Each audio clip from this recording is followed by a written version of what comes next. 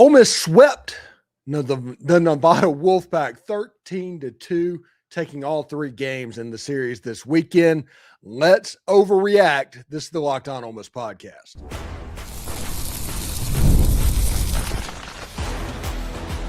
You are Locked On Ole Miss, your daily podcast on the Ole Miss Rebels. Part of the Locked On Podcast Network, your team every day. Welcome to the Locked On Ole Miss podcast, the most watched Ole Miss podcast around. I'm your host, Stephen Willis, a 10-year veteran member of the national media with Yahoo Sports and a former Ole Miss football staff member as well. We just watched the Ole Miss Rebels systematically take apart the Nevada Wolfpack. We're going to talk about that, what stood out in our mind. We're going to spend about 15 to 20 minutes talking about the series as a whole. It should be a lot of fun. We're part of the Locked On Podcast Network. Now it's the number one sports podcast network in America. That's because of fans like you taking in content like this, and we can't be more appreciative of that. All of this and more on today's Locked On Ole Miss podcast. Remember, we're free and available in all the podcast apps and on YouTube. And a special hello to the insiders and everydayers who make the show what it is, and that is your team every single day. Today's episode is brought to you by FanDuel. It's the last call for football. Well, it's the last call for the Winter Olympics, potentially. And if you're a new customer, bet just $5 and get $200 in bonus bets if you win on FanDuel. It should be pretty interesting stuff. Ole Miss won 13-2 over the Nevada Wolfpack in a game where, listen, there's some storylines that can be taken away, even though we don't know how good Nevada is going to be. Okay. We don't know what we just saw. We know that they won the Mountain West a year ago, but we don't know how good this team is. So the question becomes, what do you take away from this performance? First of all, I'm going to talk about Dom Decker on the podcast tomorrow morning and everything. He is going to be my favorite player on this baseball team. Absolutely. He is a throwback to when baseball was the most popular sport in the country before everything was analytical based. And he just plays the game the right way, and he's so fun to watch. I will talk about that tomorrow. If there's no fans left on this earth for Dom Decker, I'm dead. That's what I'm saying right now. But this is a performance over the weekend where Ole Miss's pitching staff was really good. And what I mean by that, they're not giving away free passes. They're not walking batters. And in college baseball, the difference between winning big, winning small, and losing the game is often bases on balls. You want to avoid putting people on base, and you want to get on base as much as possible. And Ole Miss didn't walk anybody over the course of the weekend. I think in today's game, they had 2 walks. They were consistently around the strike zone. That everybody should be excited what they saw from the pitching staff. Hunter Elliott, Cade Townsend, and the pitcher today as well. We're going to break down that in just a second. Will Libbert was really, really good and pretty consistently around the zone, especially for a Sunday starter, when most of those times they turn into slugfest and the score lines can get absolutely weird anyway. But Ole Miss was consistently around the zone and did not give Nevada bases on balls, and they took bases on balls over the course of the game. Now, one thing to pay attention, Ole Miss walked today 13 times. They gave up 2 bases on balls. There was only 1 home run today, and that was Daniel Pasella. He hit a nuke. I don't generally like saying nuke for a home run, but my goodness, he absolutely destroyed a baseball. Dom Decker, actually, 0 for 3 on the day. But he found a way, even though he was a hitless, to influence the game. He had a couple of walks. He played good defensive first base after that first throw that was very weird and a great play by Will Furnace. Owen Pano struggled a little bit on the defensive end. The shortstop position is kind of a worry spot at this point through 3 games. But the rest of the defense at least seemed at a minimum competent. And that's honestly all that we could ask for. Anyway, if you're commenting on this video, please put where you're commenting from. We're going to spend the second segment on the program after the break on your comments. So please put where you're commenting from so I can shout that out as well. This Ole Miss team played a pretty good series over the weekend. For a team that was pretty good last year, they hit a lot of long balls, a lot of 3-outcome hitting over the course, and they ended up getting beat by Murray State on their run to Omaha. But this Ole Miss team, I love the way the lineup is constructed. Today, most of the damage was done by the bottom tier of the lineup. And I don't mean second tier or anything like that. You have a top of the lineup and you have a bottom of the lineup. And the way it is constructed, there's somebody that gets on base, plays small ball, and then there's a couple of damage doers in the lineup after that. And then they repeat that at like the lineup position number 6 in the order all the way down to number 9. It was the 6 through 9 that did the damage in this game. When you look at it, you have, let's see, Colin Reuter had 3 hits, Austin Foley 1 for 3, Daniel Pacello 1 for 3. He also hit a home run. Will Furness 1 for 3. Owen Pano 0 for 4. He drew a collar. Hayden Federico was 0 for 1, but he walked 3 times. Everybody was good at getting on base and getting themselves in the scoring position in this game. Which on a Sunday, like I said, it's the one thing that you really want to do. And Will Libbert got the win for the game. He threw 5 innings on the game, only gave up 4 hits, has 7 Ks, only 1 walk, 2 earned runs for the day, 81 total pitches, 51 of those were for strikes.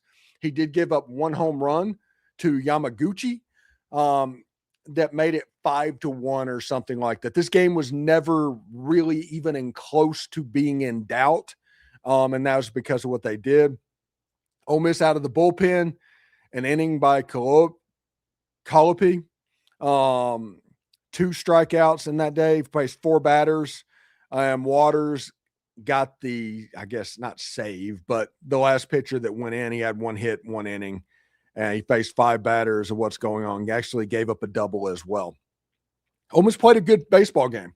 Ole Miss played a good baseball series, if we're just going to be honest about it. They not only just looked competent, they looked like they could be pretty good. There's a lot of stuff to like about this team. Judd Umark this season, I don't want to say he looks different, okay, because he hit 20 home runs a year ago. But he's squaring up balls and hitting them on the button early in the season, and we all know the bats don't usually warm up until the temperatures heat up. Well, they came out to play today, and Udemark is killing the ball already. All of the big hitters for Ole Miss, they're playing long ball fairly early, and the small ball guys are getting on base either through walks or not chasing. And Federico is basically a Decker clone, so whenever you put those in different parts of the order, you can be pretty convinced that they're going to be pretty good. And the question becomes the defensive side of the ball. Yesterday it was Braden Randall. I think he had a throw and error as well on a throw to second base. Today it was on Owen Pano's time to do that. So the shortstop position's a little bit of a position of worry. I want to see Foley get his first home run, obviously. The outfield's playing pretty well. The young guys are contributing fairly early, and they're in a good shot to not necessarily make a run, but gain momentum in the early part of the season, because in about a month it gets real. That road series at Texas, that's right down the road. So you have to get your ducks in a row to start with, because you know that gauntlet is coming up. You have to stack wins right now, whether against Nevada or against Tuesday night against Arkansas State or Wednesday against Jackson State. It's important not to let those slip away because of what is coming. Everybody knows the slate for Ole Miss is unbelievably hard in baseball this year. You need to stack wins in the non-conference like you never have. Whoever can be beaten needs to get beaten. And when you play in the tournament in Houston and you're going up against Baylor, which had the kid who hit 3 grand slams in one game, you need to find a way to get a W in that game. So we'll see exactly what it looks looks like for the Ole Miss Rebels as it moves forward. We're going to take your comments right after the break. Remember, be sure to put where you're commenting from, because I want to be sure that I'm able to read out where you're coming from, be able to shout that out. And if there's not many comments or not much is going on, we'll shut this down at 15 minutes or 20 minutes or something like that. But we're going to stay on this as long as there is a reason to stay on this. But when we come back, your comments about Ole Miss's start to the first series of the season, they got the sweep, and they have a chance to build a little bit of momentum going forward. This is the Locked On Ole Miss podcast. The Winter Games are officially here, and if you're anything like us, you're locking in for events you only get to see on the biggest stage every 4 years. That's why following the Winter Games on FanDuel just makes sense. From medal counts to individual events to finding your angle on sports you care about most, FanDuel gives you more ways to stay connected to the action. The drama of curling matches that start slow but somehow get really intense at the end. Speed skating races, decided by just mere inches, or hockey games that feel different right from the opening faceoff. The U.S. men's team, they're pretty good, it looks like, at this Olympics. Even niche events become must-watch when you're fully locked into the competition. FanDuel keeps the entire Olympic experience engaging from start to finish. The Winter Games are on, and there's no better way to follow them than with FanDuel. FanDuel, play your game. And the new year is here, and it's the perfect time to reset your routine and refresh your space. If you're spending more time at home, you might as well love how it looks and feels. That's why you should turn to Wayfair. It's the one-stop shop for getting your home back on track. From bedding to mattresses to storage solutions for every room, Wayfair makes it easy to start your year fresh. Wayfair has everything you need for the full home refresh, all in one place. Whether you're updating your living room, organizing your space, or upgrading your work from home setup, Wayfair's huge selection makes it easy to find exactly what works for your style and budget. My wife just refreshed the living room with 2 ginormous bookcases and was also able to pick up 2 pretty cool decorative statues as also a rug for the kitchen. It was about as perfect of an experience as shopping can be. I love that I could find pieces that match our style without spending a fortune. Shopping is easy, delivery is smooth, and everything arrives exactly as expected. It honestly made getting back into the routine this year feel a whole lot more manageable. Get organized, refreshed, and back on track this year. For way less, head to wayfair.com right now to shop all things home. That's WAYFAIR.com. Wayfair, every style, every home. Hiring isn't just about finding somebody willing to take the job. It's about finding the right person with the right background who can actually help your business move forward. And you want candidates who match what you're looking for. Indeed sponsored jobs, well, that's the move, because instead of hoping the right person stumbles across your post, Indeed helps you match with quality candidates by boosting your job listing to the people who fit your criteria, like skills, certifications, and yes, even location.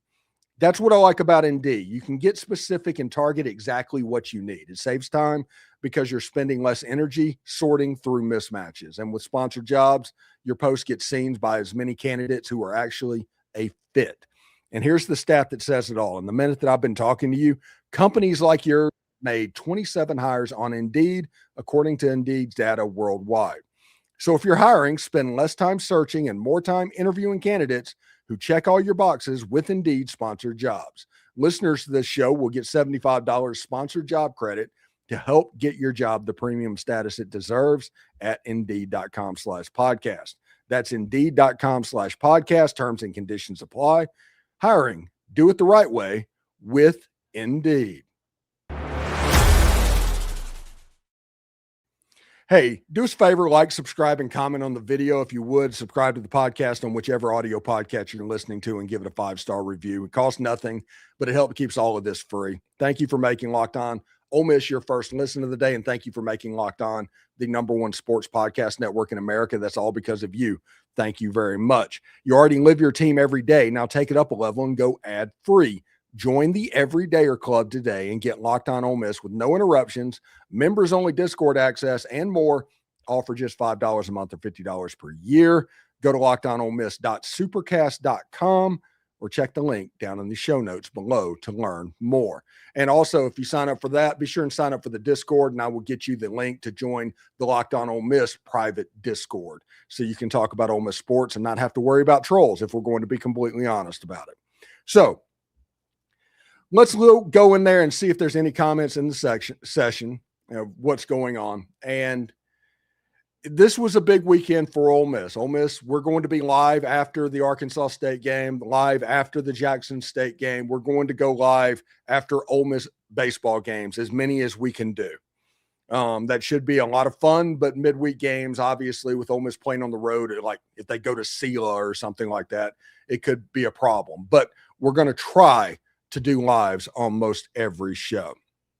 So we'll see exactly how it goes. Sam Norris says, the lineup seems like it's legit, well put together. Hopefully it lasts in SEC play.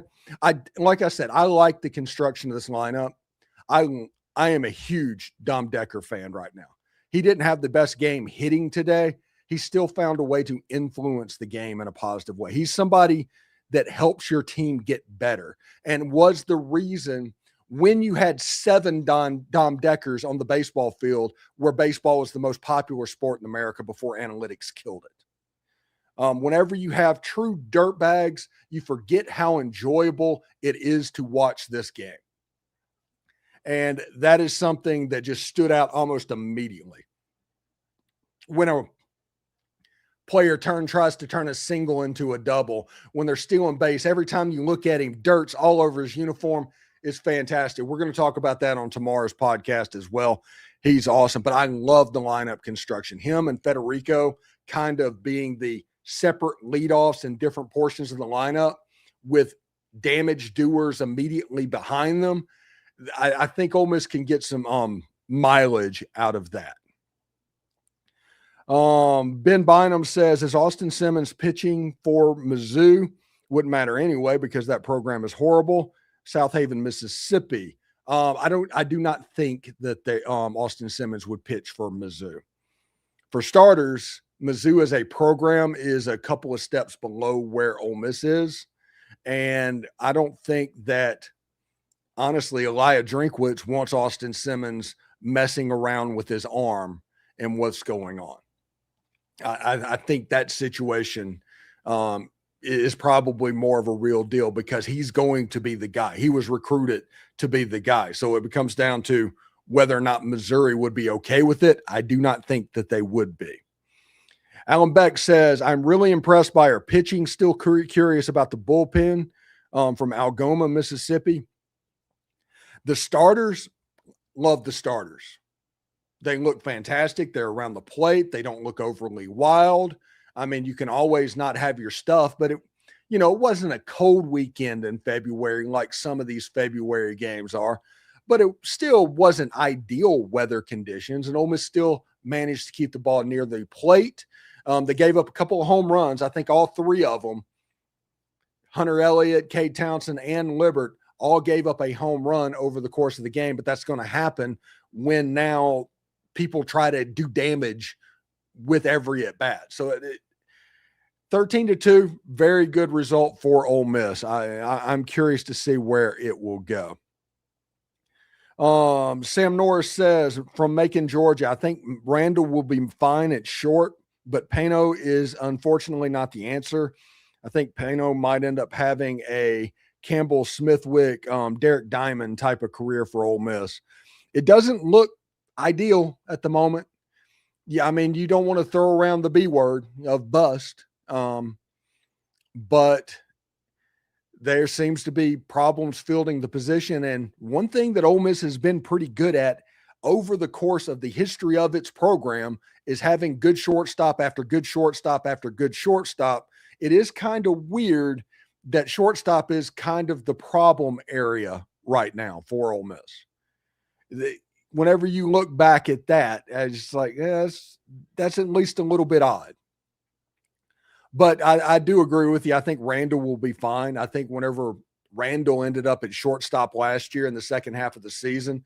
Ole Miss baseball got better just because he was more dependable defensively than Pano was at that point. But you do lose a little bit on the bat. But heck, Pano threw up an 0 for 4 today and didn't look particularly good doing it. And that's a cause for concern as well. I'm curious to see what this team does whenever they step up against higher velocity pitching. Because I saw a whole bunch of soft tossing lefties for the Nevada Wolfpack. They're good, they're fine, but that wasn't exactly the pitching staff that you're going to see once this all gets going. It's going to be imperative that Ole Miss manufactures runs from time to time, also plays the long ball, and the big guys are always ready to go. And it looks like the big guys right now came into this season ready to go. I think it'll be interesting. All right, we're going to do another live reaction after the Arkansas State game, if we can, on Tuesday, and against Jackson State on Wednesday. We'll talk about both of those games. We have Spencer McLaughlin. He's going to be the afternoon show tomorrow. We're going to have Brian Smith on the show at some point. I don't know exactly which day that's going to be, but we'll do that and talk about Ole Miss football in Trinidad. We are going to talk to Chad Smith, who is the baseball expert, and we're going to put that on, I don't know, maybe Thursday night, maybe Wednesday night. I'm not 100% sure, but we're going to concentrate on the weekend, not the midweek, if that's possible. We're going to have him set up. Then we'll talk to Michael Katz, Tom Vanderford, like we always do.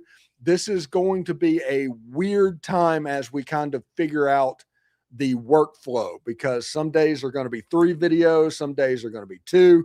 And if there's a rain out, there might be a day where there's 1 video as well. So please be patient with what's going on. Thanks for tuning in today on the Locked On Ole Miss podcast. We're going to continue to talk about Ole Miss baseball all through this season. We're going all in on baseball this year. We're going to see how this goes and kind of want to be the place to talk baseball for Ole Miss this year. So make sure you subscribe and follow the show so you can get all the latest episodes. We're on all the social channels as well, so check that out as well. If you never miss an episode, the Everydayer Club is built for you. Get the Locked On Ole Miss podcast ad-free, plus members-only Discord access and more. Head to lockedonolemisssupercast.com to join the club. For those of you on video, we're going to send you to the first ever 24/7 National Locked On Podcast Network YouTube channel and audio. Make sure you make your second listen Locked On College Football or Locked On SEC. Ole Miss wins 13-2 to sweep the Nevada Wolfpack and start the year 3-0 with Jackson State coming up, with Arkansas State coming up. All good things. Take care. Have a good time, and hotty toddy.